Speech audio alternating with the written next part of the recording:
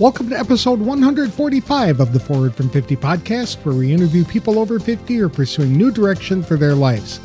It's an opportunity for men and women to tell their stories, their way, and in their own words. I'm Greg Gerber, the founder of Forward from 50, and your host for today's show. David Cravit and Larry Wolf are two longtime advertising professionals who've teamed up to challenge outdated ideas about aging. Drawing on decades of experience in marketing and branding, they co-authored the book SuperAging, the 7 A's of how to get older without getting old, along with a companion workbook and website called SuperAging News. Together, they're helping people see that growing older doesn't mean slowing down. Instead, it's an opportunity to live with more vitality, purpose, and joy than ever before. Here are some key takeaways from our conversation. First, attitude is everything. A positive mindset about aging can extend your life by reducing stress and inflammation. People can actually train themselves to become more optimistic through simple mental exercises. Second, awareness keeps you sharp. Staying informed about new research, technology, and lifestyle options allows older adults to make better decisions and stay engaged with the world. Third, activity promotes vitality. Movement of any kind matters, whether it's walking, stretching, or even taking exercise snacks of just 10 minutes of movement can lower blood pressure and improve longevity. Fourth, achievement gives direction. Having goals and purpose through work, volunteering, learning, or creative pursuits helps to create fulfillment at any age. David and Larry also address the role of technology and artificial intelligence by explaining how innovation can both help and harm seasoned citizens. To tell us how small, consistent physical, mental, and emotional changes can have an enormous impact on the quality of life over time, please welcome SuperAgers David Cravit and Larry Wolf to the show. Thanks for joining me today, David and Larry. I appreciate the time. Thank you. It's also timely because I understand that this is Active Aging Week, and we're both actively involved in aging. Exactly. We right. are. Yeah. So tell us a little bit about how you got involved in your business. I'll kick off and I'll hand over to Larry in a sec. Sure, go ahead. We're both career ad guys.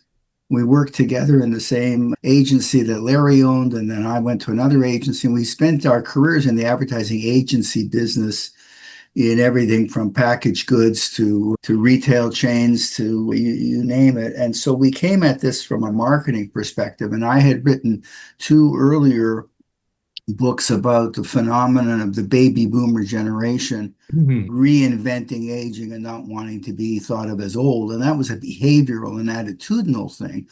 And it didn't depend on longevity. In other words, the boomers were saying, even if we don't live any longer than our parents did, we're not going to age the same way. And then along comes longevity. And wait a minute, not only do I attitudinally not have to feel old, but now I can actually live a heck of a lot longer. So this got us thinking about looking at that whole longevity thing. And we wrote our first book, SuperAging, the 7 A's of how to get older without getting old. And that was the theme.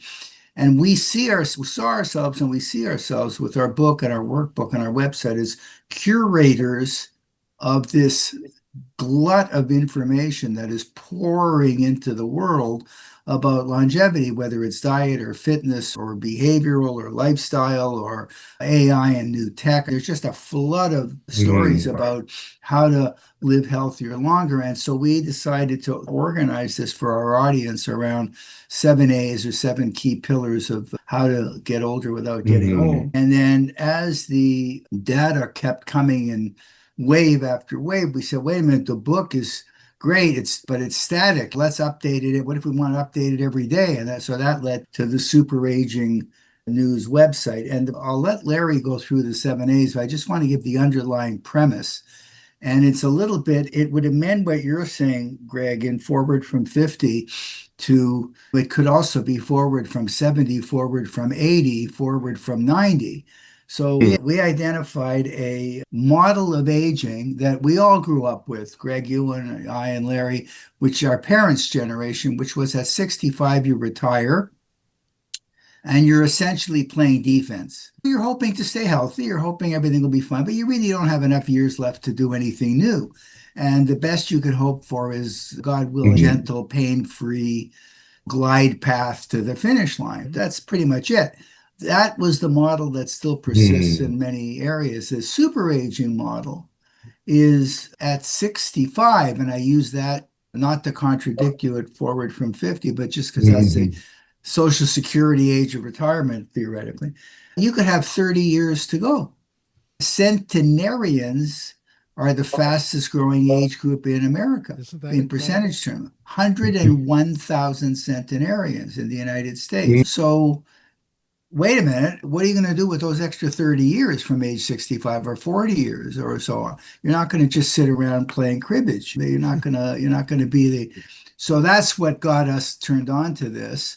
What do I need to do? What is the outside Hmm. world doing for me in terms of new technology and new science and stuff? What do I need to do? And we organized it around 7 key principles in our hardcover book in April of 2023, and now in our new workbook, which contains interactive quizzes and worksheets and charts and so on to bring those principles home. So there's 7 key pillars of super aging that What we talk about. Why don't you talk about what those seven pillars are, if you don't We mind? will, no, we will. I think first to just preface it quickly with my background. My background is new product branding and marketing.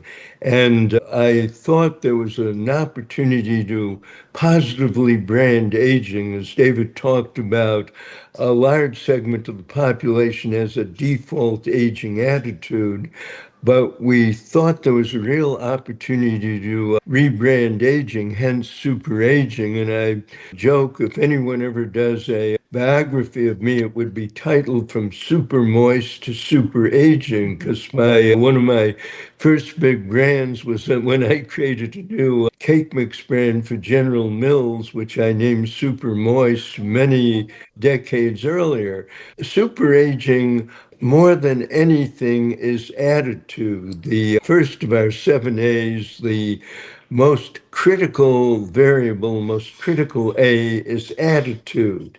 If you have the right attitude, if you believe you can age well, if you can have a great fulfilling quality of life, if you can increase your health span, if you can enjoy and thrive in your remaining years, if you believe that's possible, you can super age.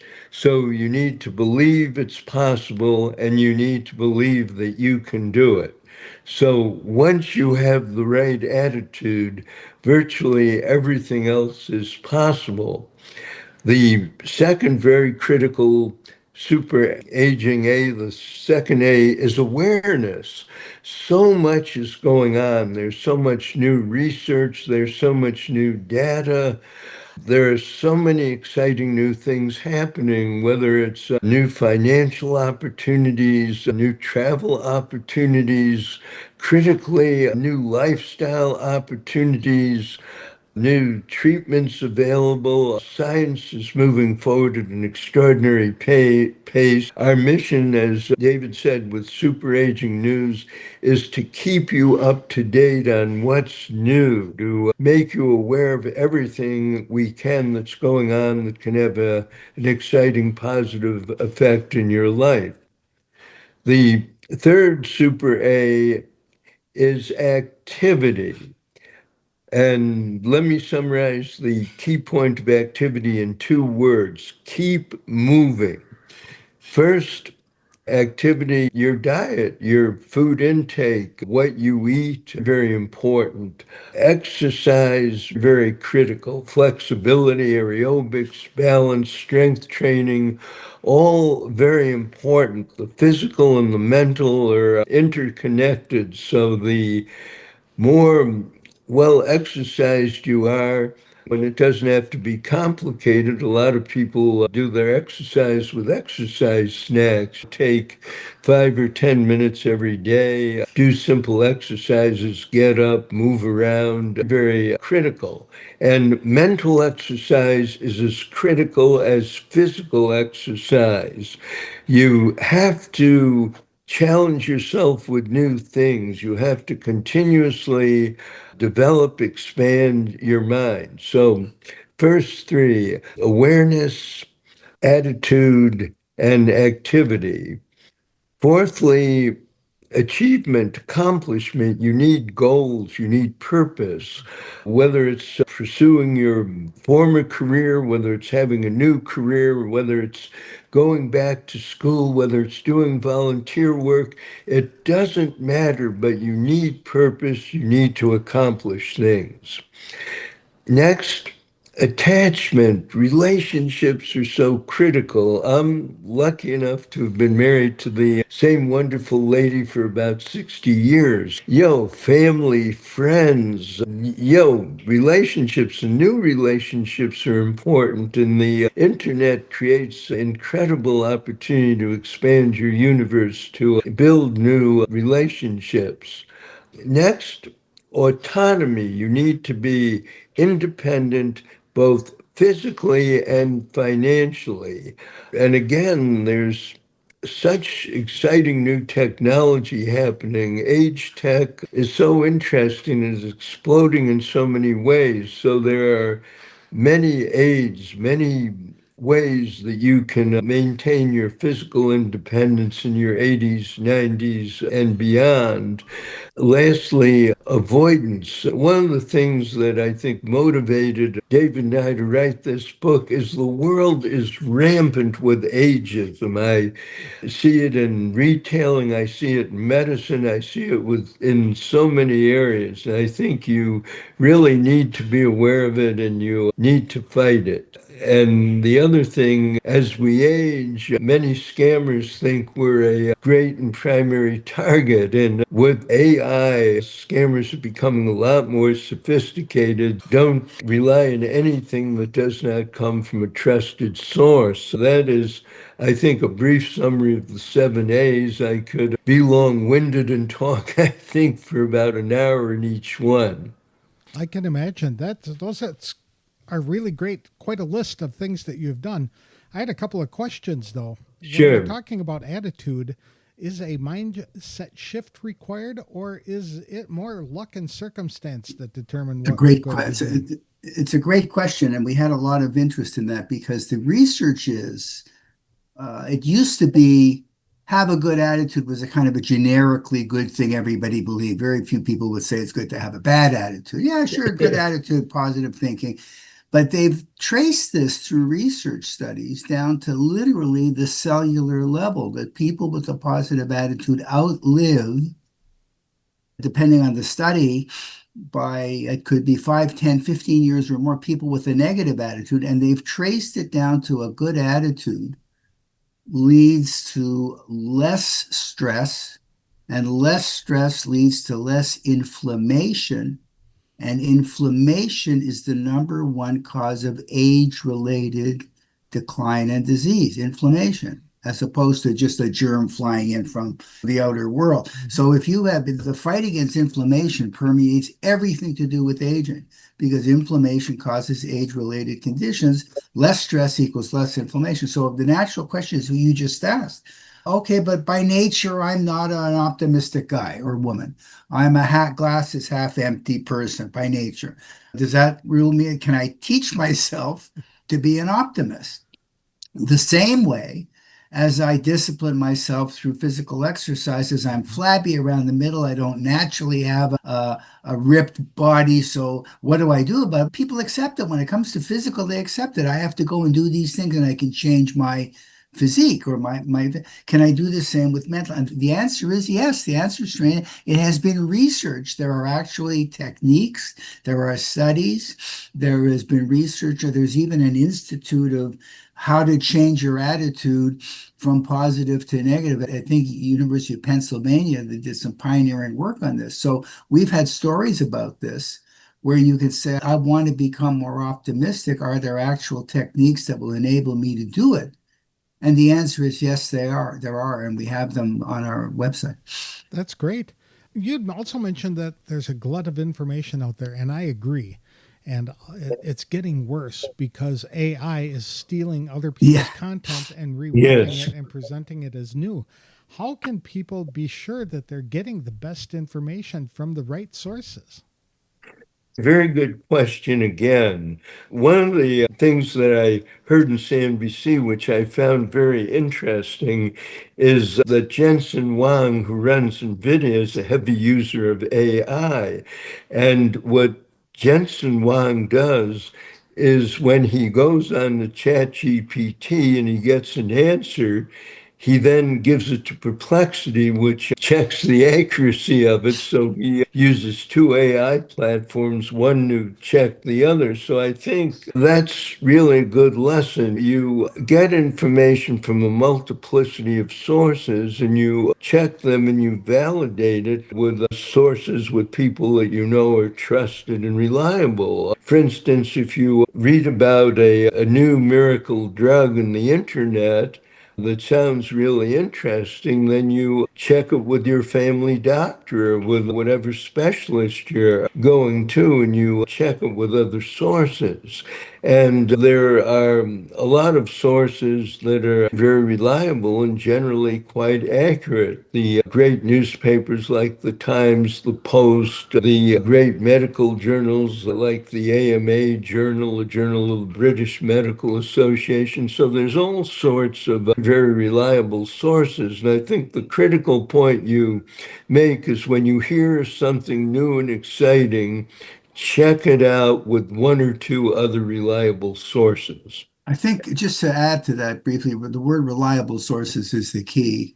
And your listeners should know that on our website, there is no post, no article that we ever post on any of these topics, ranging from money to diet to fitness to exercise, that doesn't have a third party source behind it. It's not just David and Larry riffing and coming up with stuff we think. So and then even when it comes to the media, what was their source? So where was this study done? What university was done? What medical school? Particularly when it comes to health and diet.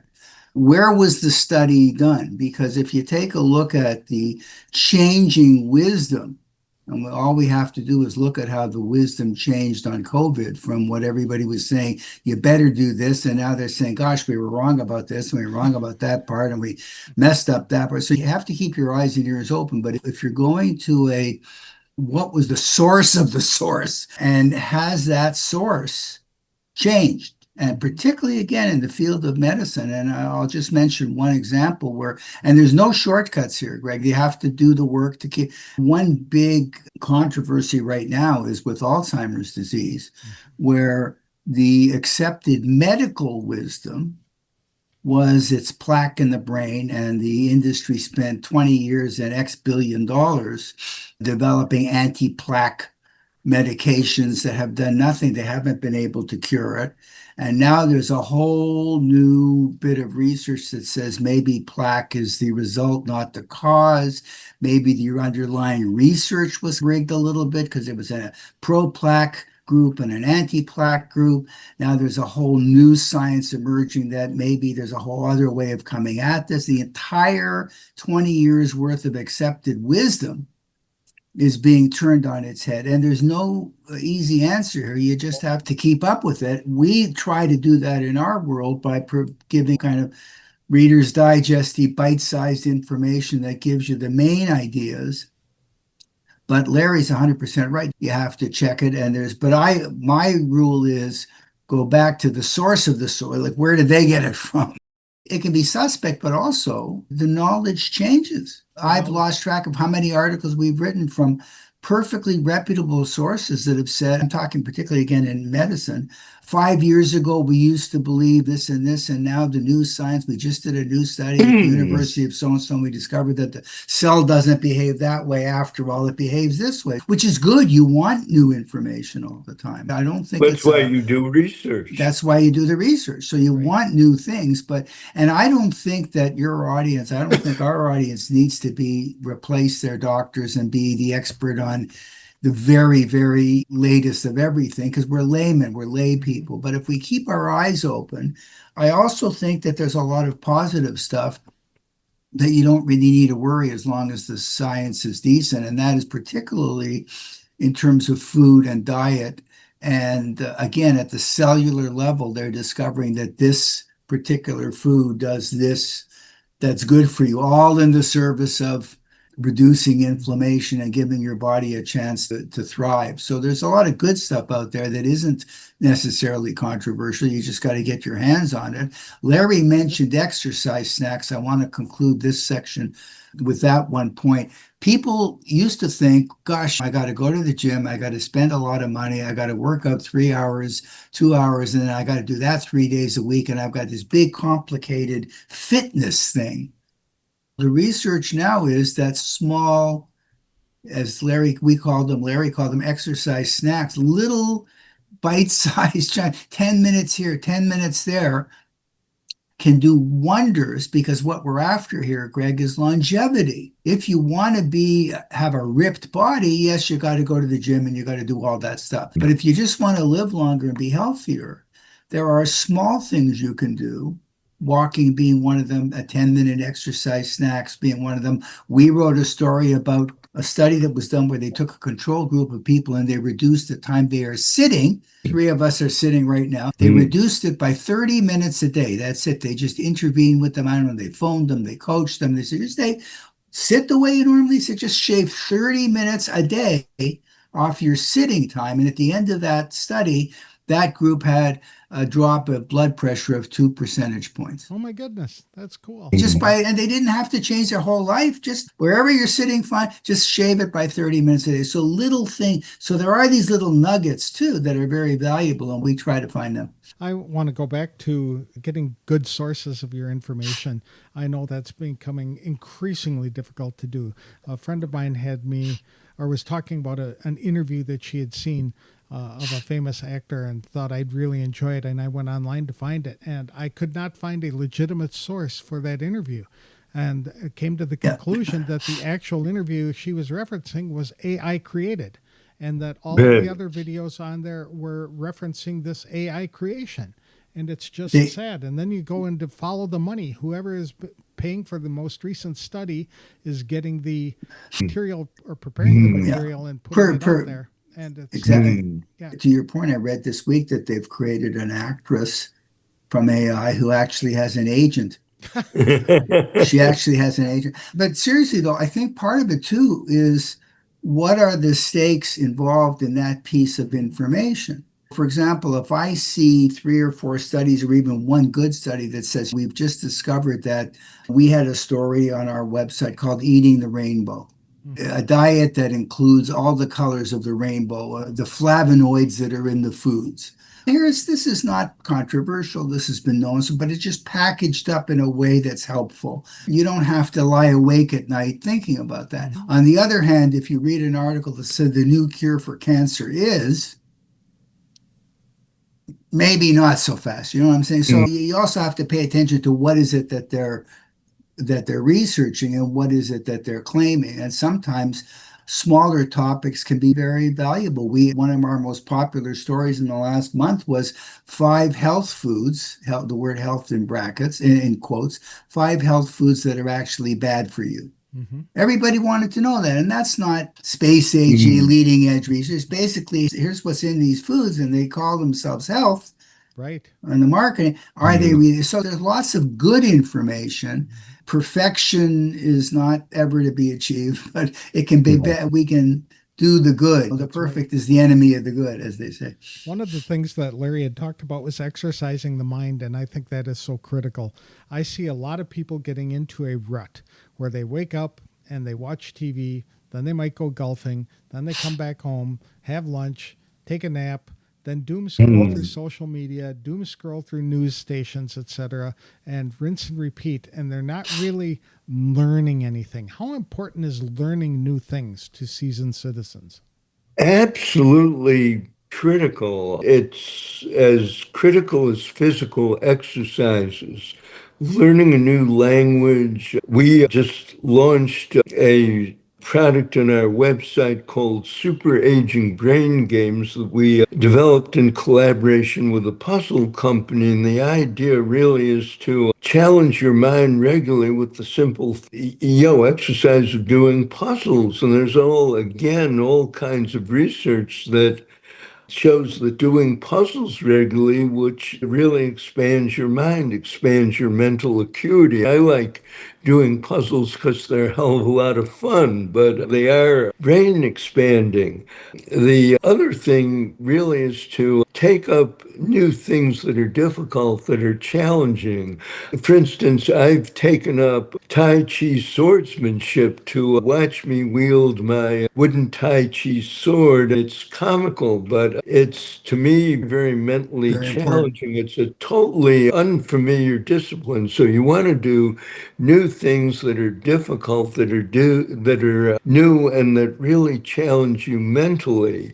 Also, new experiences, very important. Travel, wonderful to be able to travel, see new things, meet new people, experience different cultures, eat new foods. Travel is very mind expanding. The one overriding point is you have to keep doing new things that challenge you, that expand your perception. These new things have been shown again to reduce the risk of dementia and Alzheimer's. In our hardcover, in our first book, we interviewed a leading brain scientist from a cognitive specialist, and she's pointed out that the brain craves novelty. The brain wants these new things. And the best example I can give you of what to prove what Larry said is we reported in our book on a study where they took a group of people, they had a control group and a test group. Again, they were all over 70. They were all given a cognitive test at the beginning of the test. And none of them had Alzheimer's or dementia. They were regular people. And the test group was taught Spanish. And none of them could speak a word of Spanish. So they put them through 20 weeks, I don't know what it was, not 4 months, whatever, of Spanish lessons. And at the end of the 4 month or end of the test period, they redid the cognitive tests again. And the Spanish group had improved dramatically their cognitive ability, while none of them particularly mastered Spanish. It wasn't that they had become fluent Spanish speakers. They had what you'd have after what would you have after 4 months of Spanish? You wouldn't be able to. So it wasn't that their skill level was that great, but the act of going through those lessons and challenging their brain with something new improved their cognitive scores by more than the control group that had nothing, who were fine, didn't have dementia, but they didn't grow. But the Spanish group did grow. So it's the exercise. And one last point, Larry mentioned travel. The SuperAging generation they're aware of this, by the way, and they're already causing significant changes to the travel industry in what it is offering. So, for example, solo travel among senior women is a hot trend. Multi-generational travel. Skip gen travel. Have you heard of skip gen travel? It's big enough to be a trend. Is that The grandparents and the grandkids and the Right. parents stay home. But it's enough of it now that it's been identified as a trend. Cool. And because it's unfamiliar, it's different. I'm going to learn something. If I'm on vacation with my grandkids, we're going to go someplace interesting. We might learn some interesting things. We might have whole layers of our relationship that become enriched. It's all going on out there, but it's exciting because it's so accessible. Very cool. Larry, you had also talked about attachment and how relationships are so important. And I think that is critical today because it seems to me that seasoned citizens are not actively participating in pursuing new relationships. In fact, the opposite is happening. And you said that the internet is a great way to expand your friendships when, in fact, I think people are allowing the internet to divide them so that they are ending their relationships because you no longer agree with me 100% on everything I believe in. Therefore, I'm not going to talk to you. And a lot of people are ending those friendships and they're not replacing them with other people. Do you see that as dangerous? Yes, unfortunately, the United States is a very polarized country, and it's getting in many ways increasingly. There's a few wonderful things, like football that everyone's unified on. Everyone in Buffalo that I know, and I'm from Buffalo, we're all Bills fans, no matter what our politics and what we think of other people's attitudes. We're universally Bills fans. So, yeah, I think it's very important that people look for commonality, that they look for things that they can agree on. Because isolation, loneliness Yes. is a real killer. It kills you, your well-being, your health span declines. There's all kinds of research in this that next, along with attitude, attachment is such a key variable. I mean, you need close ongoing relationships, and you need not only online relationships, you need to be with people, you need to have face-to-face relationships. The internet is no substitute for face-to-face relationships, for real relationships. It can be a facilitator, Hmm. but it's not a substitute. People need other people as much as they need food. You're right, it's very critical. It Can I surprises. sound an optimistic note here, Greg? I'm not sure that the political divide is shared. I think it's shared if you ask people what is your opinion, but I'm not sure that the intensively negative going on the internet and attacking other people and being attacked on it is as widespread statistically. That's just my opinion from what I can see. But the internet has other functions. For example, it has been shown to be a place where you can identify people with the same interests as you. There's online Absolutely. gaming. SuperAgers are very big participants in online gaming. So I belong to a chess club and I'm playing chess with somebody at the other end. So there are some of these Hmm. less spectacular, less flamboyant ways of reaching out and connecting. The point is connecting. So that's number one. Second of all, we do report on this. Technology is stepping into the breach. There are some people, the real people that are at the most danger are the people that are lonely and isolated Hmm. physically because their family is either deceased or far apart or alienated. They don't have friends and neighbors. They can't do what Larry said, and Larry was 100% right if you can go face to face. But the industry is stepping up gradually with, for example, online avatars. So AI, this is a good use of AI, creates a persona who actually phones you and talks to you and makes you feel connected.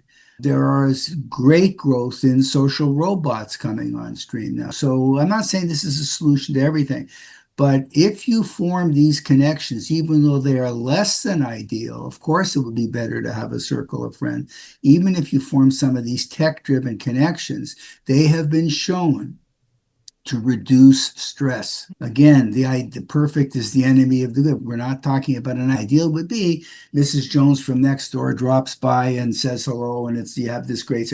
But even if you have to do it digitally, those solutions didn't used to exist, and they do exist now. Hmm. And they are helping people at least lower their stress level, It's which in turn spills over into inflammation, which in turn spills over into longevity and better health. And there are solutions that are being found gradually. okay. It surprises me yet how many seasoned citizens are relying entirely on texting rather than having actual conversations with It's people. true. So they're, It's true. you I know, know it's true. one Perfectly Yeah, true. sentence true. responses to the various things, and it just seems Mm. hard to maintain a relationship of any significance if all you're doing is responding with texting. Yep. It's Yeah. true. It's Yeah, I Um, absolutely agree. true. is AI a threat to seasoned citizens? There's positives and there's negatives. I mean, AI can be very useful clinically, medically, as David said. There's examples of AI avatars. We're talking and have interviewed with some companies that have really interesting avatars in later stage development. There's one company that has an avatar that interacts with people in early stage dementia. So instead of parking old mom or whatnot in front of the TV, you sit her down with the avatar that interacts with her and builds her relationship and works on expanding and maintaining her cognitive skills. So it can be very positive. But it can also be very negative. AI's gotten quite sophisticated at simulating voices, at simulating images. You can get a call, for instance, from an avatar that you think's your grandson saying, I'm stranded here and I need money, etc. And it sounds very real. Yeah, I mean, any new technology, it's very positive potentially, but has potential big negatives. Just look way back when with an automobile, a drunken driver can kill people, but Right. basically it's a great mode of transportation. Yeah, no, as with any new technology, it's positive and negative. But it goes back to awareness, Greg. Tell me the good and warn me of the bad. I need both. I Right. think overwhelmingly it'll be positive because even without AI being a person, smart homes fall not just prevention, but anticipation, sophisticated analysis of individuals. Within 10 years, we're going to have highly personalized drugs, prescription drugs that respond to our individual DNA, brought to you by AI. We're going to have AI combined with 3D printing to produce replacement body parts that are customized to your body and your DNA and will grow and adapt inside your body once they've been installed. That's all coming. It's all in the labs right now, and it's brought to you by AI. So you want to know about all this stuff. You want to benefit from all this stuff, while at the same time, as Larry said, you want to avoid or be at least on your guard against the perversion of AI for bad purposes. I liked one of the blogs on your website that you recently published. It was titled "Most Older Adults Feel at Least 20 Years Younger Than They Really Are." Yes, did you? Wasn't that a great story? That was a Yeah, great story. fabulous. But what was critical there was that even the ones that are ill, Okay. even the ones that have disease, that when he interviewed it, you think, all right, you might say, look, if I'm healthy, if I'm fit, if I'm out there kicking butt, sure, I feel younger. We all feel younger. Every one of your people in your that you've profiled in your podcast are acting as if they were younger. Certainly, they're Mm-hmm. who would start a new venture at their age. Some of these people, and it's remarkably inspiring. But what happens if they're really sick?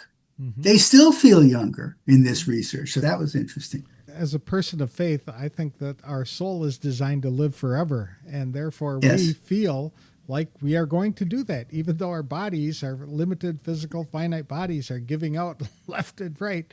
We realize that we are going to live forever, and Yes. we just feel younger. So because Yes, we feel exactly. younger, we should act on that. Act Go out younger. and do Yes. things. And like Larry had said in the 7 A's, be more Yeah. active and do more accomplishment and do thinking things and be with other people. I just like Right. that. Very exciting. The Super Aging workbook is different from the Super Aging Getting Older Without Getting Old book. What's the benefit of having both or getting both? Well, I think in our initial book, you understand the theory, you understand why all the 7A's are critical, what they're about, what they can do for you. So you get really a very comprehensive, I think, useful overview of the 7A's. Now, what the workbook does is it takes each of the 7A's and it gives you a series of simple quizzes, simple worksheets, simple exercises, really that you can take a few minutes every day, sit down, pick up a pen, sit down with your workbook, and you can put all the principles of the 7A's really to practical use. It's really the initial book is the theory, the workbook is the practice. It's a very practical book. There's nothing theoretical about it. Like, Okay. here are the attitudes, here are the questions to ask yourself, here is how you go about improving your attitude step by step. How do you expand your awareness? So it's just full of useful, practical, how to do it exercises. Okay. So it's more application. Yes. Yes. And yeah, it is exactly that. Okay. Very good. If either of you could turn back the clock, is there anything you'd do differently? That's a tough one. Dave and I have been very lucky. We've both had incredible lives. Life has been very good to me. Yeah, I guess when I turn back the clock, there are things here and there that I would have done differently. I can look back at some of my dumber business decisions, but unfortunately, I made a lot of very good ones. Very critically in terms of life decisions. I picked the right woman and I married well, probably a luck component to that as well. But no, more or less, I'm a very lucky guy. I like the way my life turned out. I've got great kids. I have great grandkids. Life is good. Super. Yeah, I wouldn't have changed the big things. Of course, we all have, why did I buy that stock? Why did I invest in it? But I think I would worry a little less about things that used to worry me a lot. And I want to just comment. You said you're a person of faith. We've got this in our book and we've written about it on our website. Again, studies have shown that people of faith, not necessarily which faith, outlive those that don't. Partly because faith gives them that attitude. Secondly, because faith typically involves a faith community. Right. So whether it's the church, whether it's a synagogue, whether it's a mosque, so it didn't even matter, what faith, but they live longer. They just happen to live longer. That goes back to attitude because having that faith means you have a belief in something intangible, you have a point of view, you have an approach. And that, again, has been proven to be a very strong factor toward longevity. And when you can combine that with being a super ager, I'm struck on your podcast, Greg, at how many people, at least three or four that I saw, created a faith-based business, whether it was publishing or inspirational books, or I'm trying to think of some of the examples. They did the super aging thing, but with the faith lens. So that's like a double win, in my opinion. That's a great perspective. Yeah. Do you have any advice for seasoned citizens who may be struggling to identify things that would give their lives more meaning and purpose? I think there's exercises in our book, in our workbook, that would let them know, but I'm not being facetious, that would bring that into focus. See, if you're struggling with that, I'm here, blah, blah, blah, blah, blah, blah.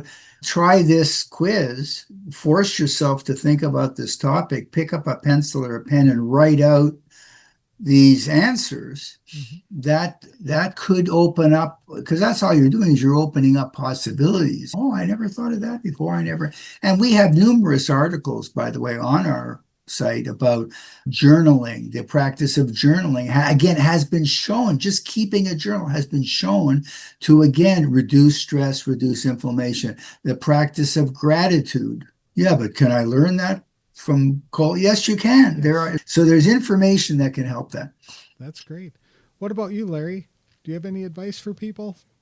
Yeah, it's really the simple things that are critical. Like one of the things that's fascinated me is the work of Amy Cuddy at Harvard, where just simple changes in your posture can help change your attitude, like just putting out your arms, having a really expansive view, making your body more expansive, smiling. It's just amazing how little things can change your attitude. So I would say the physical component is very important. I noticed just the huge difference that exercise makes in my life. So if someone just gets up and walks and just moves around, and as David said, very critically, you go through simple exercises. In other words, rather than say, I'm retired, there's nothing for me to do, you sit down, what do you like to do? How do you help someone worse off than you are? There's just so many simple things, that you can do that will just make you feel better. Just simple activities. And I think it's as basic as that. That's why I urge people get our workbook, pick up a pen, and go through these simple exercises and figure out what you want to do. It's all very doable. It's all very possible. You just need to believe it. That's good advice. I know even getting outdoors can improve your attitude Oh, yes. significantly rather than Yeah. being caught up in your own room, etc. Just going for a Well, walk or sitting on the patio. we have an article on that where doctors are prescribing. It's become a term, nature therapy. Really? Yeah. Very cool. It's literally a prescription. So where can people subscribe to your newsletter? SuperAgingNews.com. Okay.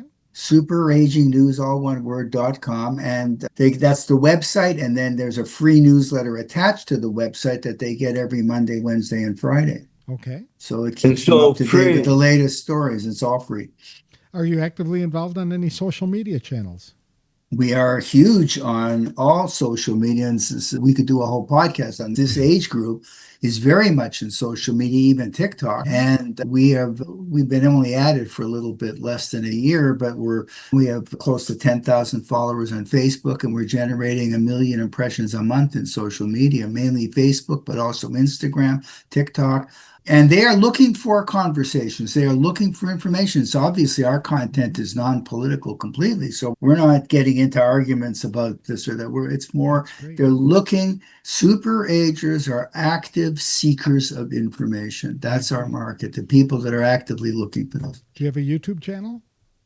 We have some stuff on YouTube. We're just getting it rolling. We are posting some of our podcasts on YouTube. Very Yes. good.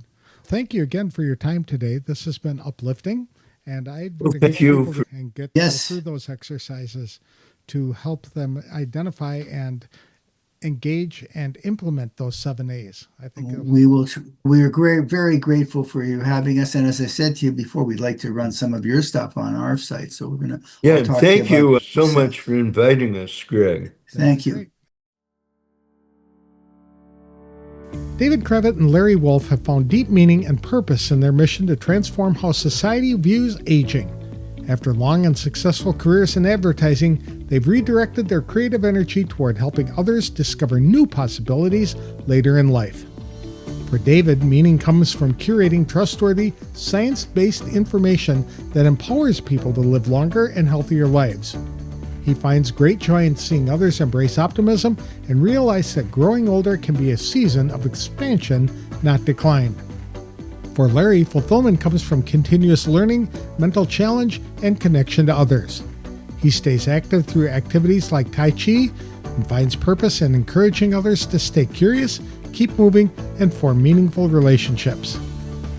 Together, David and Larry exemplified the SuperAging philosophy they teach by staying aware, active, and engaged well into their later years. They believe everyone can cultivate a more purposeful, joyful, and resilient life by embracing the 7 A's and refusing to be limited by outdated notions of what aging means. You can learn more about their work, subscribe to their free newsletter, or explore their researches at www.superagingnews.com. That's all for this week's show. If you'd like to start living a more meaningful life, I encourage you to download our free guide to finding purpose, which is available at www.forwardfrom50.com. I'll have another inspirational interview on the next episode of the Forward from 50 podcast. Thanks for listening, and if you like the show, please consider leaving a review wherever you download the episodes.